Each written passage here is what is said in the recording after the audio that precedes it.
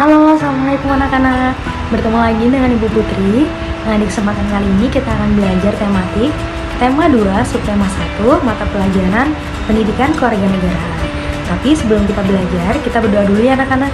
Semoga ilmu yang kita dapatkan hari ini bisa bermanfaat untuk kita semua. Berdoa dimulai. Bismillahirrahmanirrahim. Rabbi zidni ilma warzuqni fahma. Amin. Alhamdulillahirrabbilalamin. Berdoa selesai. Yuk simak terus anak-anak. Kita bahas kali ini yaitu mengenai pengertian hak, bentuk hak dalam kehidupan masyarakat, pengertian kewajiban, bentuk kewajiban dalam kehidupan masyarakat, dan pelaksanaan hak dan kewajiban dengan seimbang. Apa sih hak itu anak-anak? Nah, hak adalah sesuatu yang kita terima setelah melakukan kewajiban. Bahkan, setiap manusia sudah mendapatkan haknya sejak masa dalam kandungan. Kalian juga mendapatkan hak anak-anak, tapi mungkin kalian belum menyadari bahwa itu adalah hak. Beberapa hak yang sudah kalian dapatkan, salah satunya adalah pemanfaatan energi listrik. Misalnya, kalian bisa kapan saja menggunakan komputer, handphone, kipas angin, AC, dan bahkan orang tua kalian bisa menyalakan mesin cuci, menyetrika pakaian, dan banyak lagi bentuk hak-hak yang sudah kalian dapatkan saat menggunakan energi listrik. Anak-anak, ada banyak bentuk hak anak dalam kehidupan bermasyarakat. Nah, kita akan bahas satu persatu. Yang pertama, hak atas perlindungan. Setiap anak berhak dilindungi, baik secara fisik, psikis, spiritual, dan moral dalam kehidupan bermasyarakat. Yang kedua adalah hak atas makanan. Anak adalah cikal bakal masa depan sebuah bangsa. Maka dari itu, kebutuhan utama anak harus terpenuhi, yaitu adalah kebutuhan nutrisinya. Yang ketiga, hak atas pendidikan. Setiap anak berhak mendapatkan pendidikan yang layak anak-anak. Bahkan pemerintah sudah mengaturnya dalam sebuah undang-undang. Wajib sekolah selama 12 tahun. Yang keempat, hak atas kesehatan. Nah, setiap anak juga berhak mendapatkan kesehatan yang memadai. Yang kelima adalah hak untuk bermain. Nah, masa kanak-kanak itu adalah masa yang paling asik untuk bermain. Tapi ingat ya anak-anak, tetap dengan porsinya. Jangan juga terlalu banyak bermain. Selanjutnya, yang keenam adalah hak untuk mendapatkan kesempatan yang sama untuk tumbuh dan berkembang. Antara satu anak dengan yang lainnya memiliki hak yang sama. Selanjutnya yang terakhir yaitu ketujuh adalah hak untuk mendapatkan pengakuan kewarganegaraan. Jadi setiap anak tuh berhak mendapatkan pengakuan bahwa dia adalah salah satu warga negara dalam negara Indonesia. Selanjutnya kita belajar mengenai kewajiban. Kewajiban adalah sesuatu yang harus dikerjakan. Nah, apabila kalian tidak mengerjakan, biasanya akan mendapatkan sanksi anak-anak. Beberapa bentuk kewajiban kita dalam pemanfaatan energi listrik, misalnya kita bisa mematikan televisi ketika tidak ditonton. Kita bisa juga mematikan lampu di siang hari. Dan kita juga bisa mematikan peralatan elektronik yang tidak digunakan. Ada banyak lagi bentuk kewajiban-kewajiban yang bisa kita lakukan dalam pemanfaatan sumber energi listrik. Anak-anak, dalam kehidupan bermasyarakat, ada beberapa kewajiban yang harus kita lakukan. Yang pertama adalah kewajiban untuk menaati peraturan. Nah, dalam kehidupan bermasyarakat sangat penting adanya peraturan anak-anak. Agar apa? Agar hidup menjadi lebih aman dan tentram. Yang kedua adalah kewajiban menjaga kebersihan. Dengan lingkungan yang bersih, otomatis kesehatan masyarakat juga akan terjaga. Yang ketiga adalah kewajiban menjaga keamanan. Ketika lingkungan kita aman, otomatis kita dan orang-orang yang ada di dalam lingkungan tersebut akan merasa lebih nyaman. Yang keempat adalah kewajiban tolong-menolong antar warga. Hal ini sesuai dengan ciri khas bangsa Indonesia yang suka dengan gotong royong. Nah, apabila setiap warganya suka untuk gotong royong atau tolong-menolong, otomatis akan terjalin persatuan dan kesatuan dalam masyarakat. Yang kelima adalah kewajiban membayar pajak. Apabila kita sebagai warga negara patuh untuk membayar pajak, pembangunan di sebuah daerah akan terlaksana dengan baik. Sebenarnya ada banyak lagi anak-anak bentuk kewajiban kita dalam kehidupan bermasyarakat. Nah, nanti kalian perhatikan ya anak-anak, apa aja kewajiban yang sudah kalian lakukan selama ini.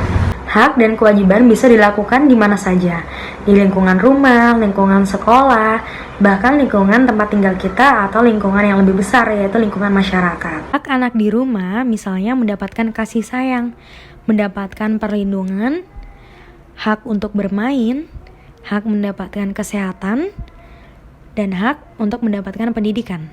Sedangkan kewajiban anak di rumah yaitu adalah belajar dan membantu orang tua. Anak di sekolah yaitu adalah mendapatkan pendidikan yang layak. Yang kedua, mendapatkan kasih sayang dari guru. Yang ketiga, hak untuk mendapatkan perlindungan di sekolah. Sedangkan kewajiban anak di sekolah yaitu adalah mematuhi tata tertib sekolah, menghormati dan mematuhi nasihat guru. Dan yang terakhir adalah menjaga kebersihan di lingkungan sekolah. Di lingkungan masyarakat, yang pertama adalah dapat mengembangkan kemampuan dalam bentuk hobi dan bersosialisasi. Yang kedua adalah hak mendapatkan fasilitas untuk mengembangkan potensi. Sedangkan kewajiban anak di lingkungan masyarakat yaitu adalah mematuhi peraturan yang berlaku di dalam masyarakat. Yang kedua, tidak mengganggu orang lain. Dan yang terakhir adalah menjaga kebersihan di lingkungan masyarakat. Dari sini bisa dipahami ya anak-anak bahwa hak adalah sesuatu yang kita terima dan kewajiban adalah sesuatu yang kita lakukan. Nah, sekarang kita akan membahas apa sih perbedaan hak dan kewajiban itu. Yuk simak baik-baik anak-anak. Perbedaan hak dan kewajiban. Hak adalah sesuatu yang diperoleh. Kewajiban sesuatu yang harus dilakukan untuk mendapatkan hak. Yang kedua, hak untuk diri sendiri. Kewajiban sebagian besar dilakukan untuk orang lain. Yang ketiga, hak kita dapatkan dari masyarakat, sedangkan kewajiban kita lakukan untuk masyarakat. Yang keempat, hak didasarkan pada hak istimewa yang diberikan kepada seseorang. Sedangkan kewajiban didasarkan pada pertanggungjawaban seseorang dalam melakukan tugasnya. Yang terakhir, hak tidak mendapatkan sanksi, sedangkan kewajiban mendapatkan sanksi apabila tidak dikerjakan. Pelaksanaan hak dan kewajiban harus seimbang. Artinya, kita tidak boleh menuntut hak kita secara terus-menerus tanpa memperhatikan kewajiban kita. Kewajiban biasanya dilaksanakan terlebih dahulu, baru kita bisa mendapatkan hak kita secara penuh.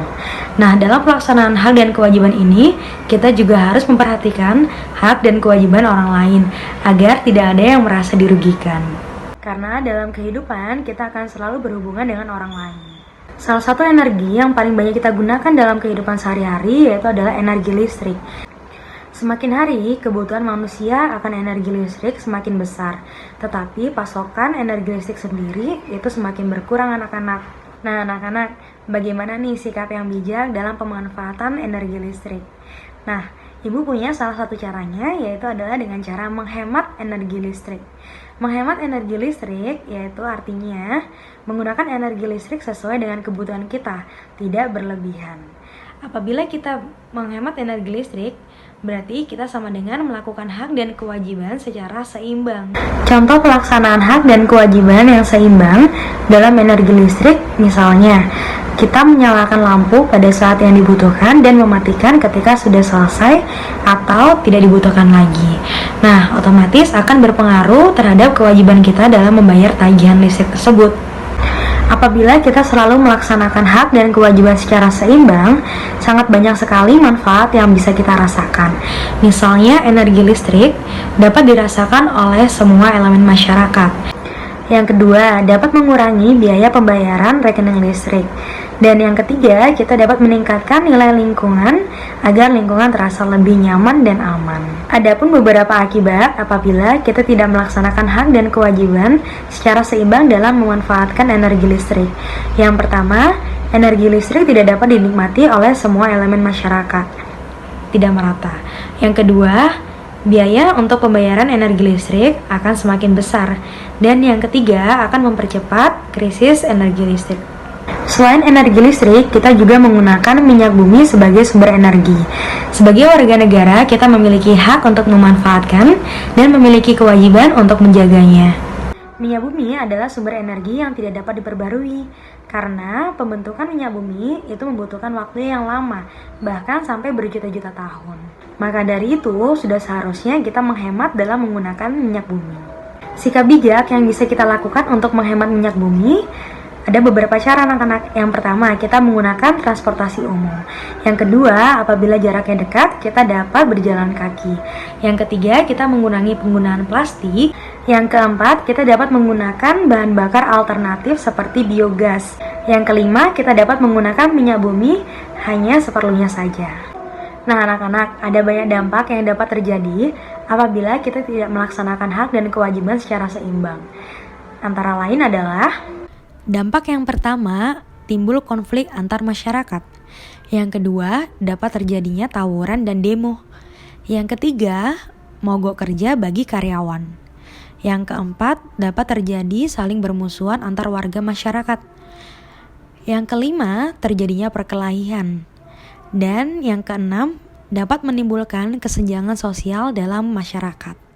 Alhamdulillah, sudah selesai video penjelasan Ibu mengenai hak dan kewajiban mata pelajaran Pendidikan Kewarganegaraan tema 2 subtema 1. Semoga ilmu yang Ibu sampaikan bisa bermanfaat untuk kita semua. Sampai bertemu di video-video selanjutnya. Wassalamualaikum warahmatullahi wabarakatuh. Dadah.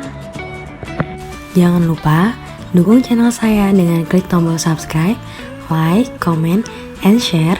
Siapa tahu video saya bisa bermanfaat untuk teman-teman yang lain. Terima kasih.